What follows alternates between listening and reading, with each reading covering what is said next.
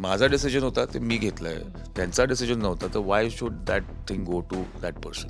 Tanvi is a very hard working girl. ती जिद्द आहे तिच्यात, ती ठरवून आली होती. काय माहिती का, या घरामध्ये कोण कसं आहे ते कळतच नाही. ते नक्कीच मला हर्ट झालं होतं, कारण की आत्तापर्यंत अशी सिच्युएशन कधी माझ्या आयुष्यात आली नव्हती. हाय हॅलो नमस्कार. मी दर्शना तांबोळी. राजश्री मराठीमध्ये तुमच्या सगळ्यांचं स्वागत. कलर्स मराठीवरचं बिग बॉस मराठी सीझन 6 खूप गाजलं आणि फिनाले झाला. विनर आपल्यासमोर आहे. पण हे सगळं सुरू असताना एक कंटेस्टंट, एक अभिनेता घरामध्ये असा होता ज्यांनी सगळ्यांची मनं जिंकून घेतली, ज्याचं नाव आता आरबी झालंय. आम्ही त्याला राकेश सर म्हणायचो आधी, आणि आरबी आत्ता माझ्याबरोबर आहे. खूप स्वागत राजश्री मराठीमध्ये. How are you? कसं वाटतं? मला ॲक्च्युली खूप चुकल्यावर का बिग बॉसची त्या घराची एवढी सवय झाली आणि सडनली आता मी बाहेरच्या दुनियात आलो होतो, तर खूप वेगळं वाटतं ॲक्च्युली. पण प्रेक्षकांचं प्रेम बघून मी खूपच आनंदित आहे. आणि मी तेच म्हणाले की जाताना एक अभिनेता गेला होता, पण जेव्हा आरबी तुम्ही बाहेर आलात ना, खूप सपोर्ट मिळाला किंवा एक वेगळी पर्सनॅलिटी टर्नआउट झाली. खरं तर हिंदी सीझन सुद्धा तुम्ही केलंय, वेगवेगळ्या प्रकारचं काम तुम्ही केलंय. यू थिंक की जेन्युअनली जरा इमेज बदलणारी ही संपूर्ण जर्नी राहिली आत्ताची सीझन 6? अ, काय माहिती आहे का, की जेव्हा मी इथे आलो तेव्हा मी माझ्या मागच्या त्या स्पीचमध्ये पण बोललो होतो, की 25 वर्षाची जी जर्नी आहे माझी आत्तापर्यंतची, ती आय थिंक लोकांनी मला पाहिलं आत्तापर्यंत, माझं काय नेचर होतं आणि मी कसा एक्झॅक्टली आहे. आणि आता मी ते चेंज करून काहीतरी वेगळाच झालो असतो किंवा चेंज तर करता येत नाही, ऑल्टर म्हणतो मी. पण तरी ते खोटं वाटलं असतं. मला होतं की जे आहे ते खरं आहे, तेच बघावं लोकांनी. आणि त्याचप्रमाणे मी गेम त्याच्या अवतीभोवती फिरवला, तेवढं. बाकी मला बेसिकली असं काही मला असं अजेंडा काही नव्हता की मला इथे येऊन असं असं काय करायचं आहे किंवा एक हे मला दाखवायचं आहे. मला प्लेन एक राकेश बापट, एक व्यक्ती, एक माणूस, एक कलाकार म्हणून मला प्रेक्षकांच्या समोर यायचं होतं. तन्वी जिंकली हा सीझन. खरं तर ती जेव्हा घराबाहेर आली किंवा शेवटच्या आठवड्यापासून ना, एक प्रकारे ना 2 गोष्टी होत्या. म्हणजे एक चांगला प्रतिसादसुद्धा होता. अनेक ठिकाणी फेक पी-आर सुद्धा झाला. खूप निगेटिव्ह गोष्टी दाखवल्या गेल्या, बोलल्या गेल्या. आणि आत्ता जेव्हा इंटरव्ह्यू पण आउट झाले ना तिचे म्हणा किंवा इतर स्पर्धकांचे, खूप ना हेट कमेंट्स आहेत की ही डिझर्विंग नाही आहे. आरबी, तुम्ही जर्नी बघितली आहे तिची संपूर्ण. तुम्ही तिच्यासोबत होतात किंवा तुमचे अनेकदा खूप छान इमोशन्ससुद्धा शेअर झाले घरामध्ये. तुम्ही सांगा, या रिझल्टबद्दल तुम्ही खुश आहात? मी अतिशय खुश आहे. मला काहीच प्रॉब्लेम नाही, कारण की आम्ही एकच होतं आमचं म्हणणं, की जो कोणी विनर होईल तो काट्यातला व्हावा. सो मी असतो किंवा दीपाली असती किंवा तन्वी असती, तर आम्ही किंवा रेवा कोणी असतं त्या फायनल पोझिशनमध्ये, तर we would have really enjoyed, celebrated जो कोणी जिंकला असता. तन्वीचं म्हणायचं तर Tanvi is a very hard working girl. ती जिद्द आहे तिच्यात. ती ठरवून आली होती, की एक तिचं गोल सेट करून आली होती, की मला ट्रॉफी जिंकायची, आणि ती जिंकली. सो मला अशी लोकं आवडतात जे गोल सेटिंग त्यांची असते आणि ते क्लिअर असतात डोक्यात, की मला हे इथेच जायचं आहे, मला भरकटायचं नाही आहे कुठे. सो त्या बाबतीत मी तिला फुल मार्क्स देणार आहे, कारण की खूप क्वचित लोकं असतात अशी, की सरळ मार्गाने त्याच एका लक्ष्याला, ध्येय तो आहे त्यालाच चिकटून राहतात ते. बिग बॉस असं घर आहे की तिथे खूप भरकटतो आपण. पदोपदी तुम्हाला एक नवीन चॅलेंजेस येतात आणि पर वीक तुमचं इक्वेशन लोकांबरोबर चेंज होतं आणि स्वतःची पर्सनॅलिटी पण चेंज होताना दिसली मला आतमध्ये. पण तन्वीचं मी कन्सिस्टंटली पाहिलं एक नेचर, एक जिद्द तिची पाहिली आहे. आणि आपण शेवटी काय म्हणतो, जो जीता वही सिकंदर बेसिकली. सो सगळ्यांमध्ये माणूस आहे, म्हणजे आम्ही सगळेच माणसं त्या घरात होतो आणि माणसं चुकी करतातच, काही चांगल्या गोष्टी पण करतात. पण आपणच सांभाळून घेतो एकमेकांना, आम्ही पण सांभाळून घेतलं एकमेकांना. पण असा प्रश्न तुम्ही विचारला की whether she deserves it or not, yes she does. Yes. आणि आरबी, तुम्ही फेक पी-आरच्या बातम्या वाचल्या बाहेर येऊन किंवा काही बघितलं? काय झालं शेवटच्या काही दिवसांमध्ये? मी ऑनेस्टली सांगू का, मी मागच्या वेळेला मी एक काय म्हणतात, एक लेसन लर्न केलं, की तुम्ही जेव्हा काम करता तेव्हा तुम्ही काम करा फक्त. बाकी जे काय आहे ते ऑडियन्सच्या हातात सोडा. त्यांना आवडलं असेल, नसेल आवडलं, पण मी किंवा कोणी जे असेल इथे जेन्युअनली काय प्रयत्न केलेला आहे, आम्ही तरी प्रयत्न केलेला आहे. मी तरी कम्प्लिटली ऑनेस्टली या गेममध्ये पार्टिसिपेट करायचा प्रयत्न केला आहे. येस, ओपिनियन्स असतात सगळ्यांचे आणि I respect the opinions. Negative असतील, पॉझिटिव्ह असतील, वॉट एव्हर इट इज. ते तुमचे ओपिनियन्स आहेत, ते माझे काही वेगळे असू शकतात. तर त्याच्यात मी शिरत नाही, कारण की शिरून काय उपयोग नाही त्याच्यात. कारण की ते ओपिनियन माझे नाही आहेत. तर त्यामुळे दुसऱ्यांचे ओपिनियनवर मी काय बोलू? सुरुवातीच्या काही दिवसांबद्दल तुमची मतं ऐकायला आवडतील. आम्ही बघितलं या 100 दिवसांच्या जर्नीमध्ये एक ना सटल पर्सनॅलिटी होती. म्हणजे उगाच कुठेतरी आरडाओरडा नाही किंवा मुद्द्यांमध्ये घुसणं नाही. आणि ना आरबी ते खूप निगेटिव्हली पण गेलं.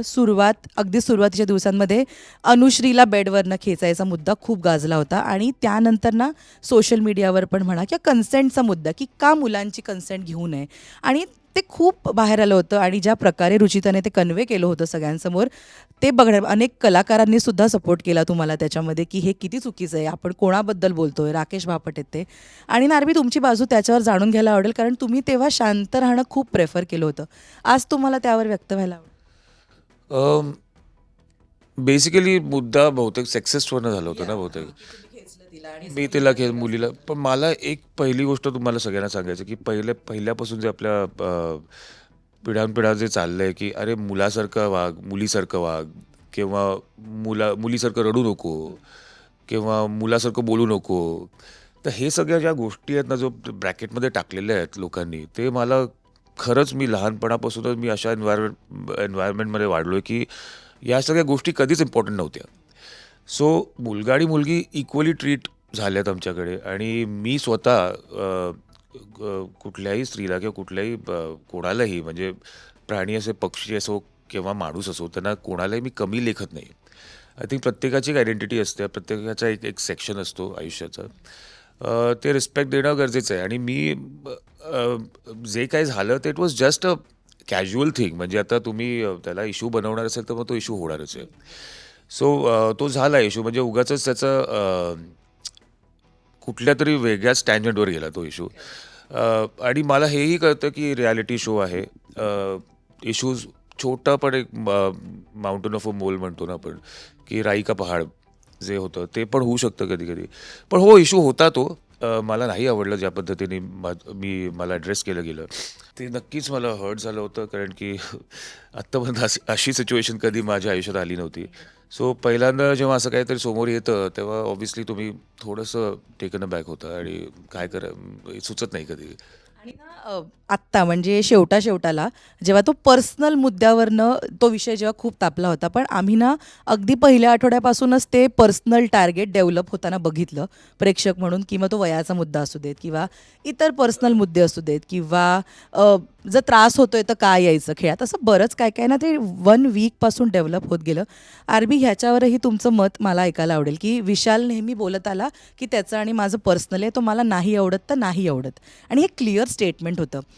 तुम्ही मला सांगा, एकतर तो काय पर्सनल मुद्दा आहे तुम्हाला सांगायला आवडेल का, आणि इफ नॉट तर त्याच्यावर तुमचं काय मत आहे, कारण हे चूकच आहे पर्सनल टार्गेट. शीतलताईंनी पण नंतर जे बाहेर काढलं की तुम्ही नाही कोणाला टार्गेट करू शकत, त्यावर पहिली गोष्ट म्हणजे पर्सनलचा अर्थच असतो की बाहेर येऊ द्यायचं नाही, किंवा काय बोलायची गरज नाही आहे त्याची. येऊ द्यायचं नाही असं नाही म्हणू, गरज नाही आहे त्याची बोलायची.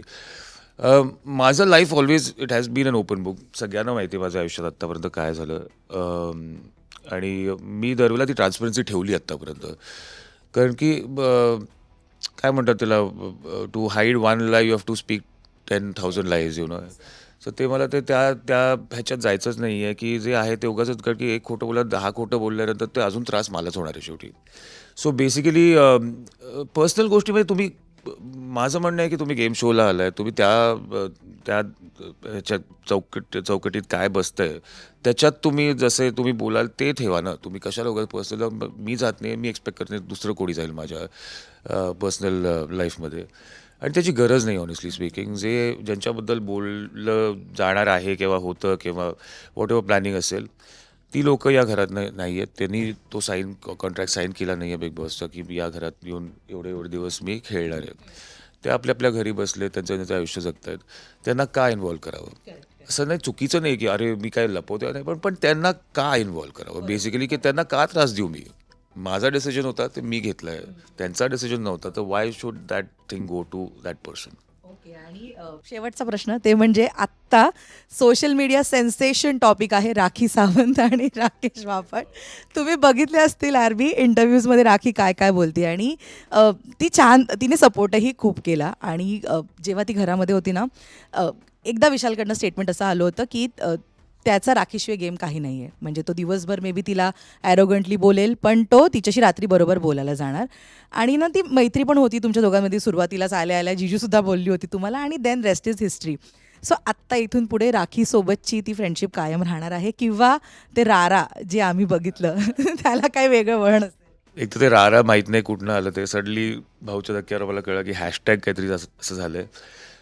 पण राखी येस राखी मी पहिल्या दिवसापासून म्हणतो की राखी मनाची खूपच साफ आणि खूपच चांगली मुलगी आहे. एक तिचं व्यक्तिमत्व जे आहे ते आतनं ती एक एक फील करणारी व्यक्ती आहे. ती लोकांबद्दल केअर करते. ज्या पद्धतीने आम्हाला तिने रोज खाऊ घातलं आहे, वेगवेगळे प्रकार बनवलेत. एक नेचर तिचा कळून येतो. हेल्पिंग नेचर आहे, केअरिंग नेचर आहे. येस गेम म्हणून आता काय माहिती आहे का या घरामध्ये कोण कसं आहे ते कळतच नाही.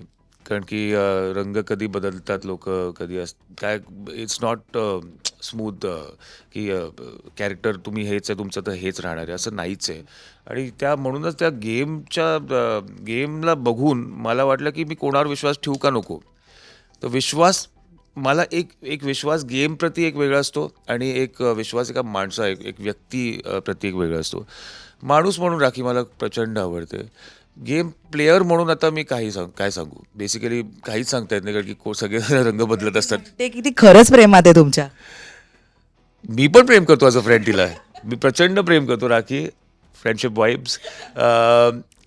खरंच मी जेन्युअनली तुला एक माणूस म्हणून एक मैत्रीण म्हणून खूप प्रेम करतो आणि आय रिअली रिस्पेक्ट यू. आणि आपण बोलूच नंतर ह्याच्याबद्दल ते पर्सनल आहे आता जरा. मी पण थँक्यू सो मच इतक्या छान गप्पा मारल्या आणि ऑल द व्हेरी बेस्ट. एक आता नवीन जर्नी म्हणूया इकडनं, नवीन projects. All the very best त्यासाठी. थँक्यू. Thank you so much.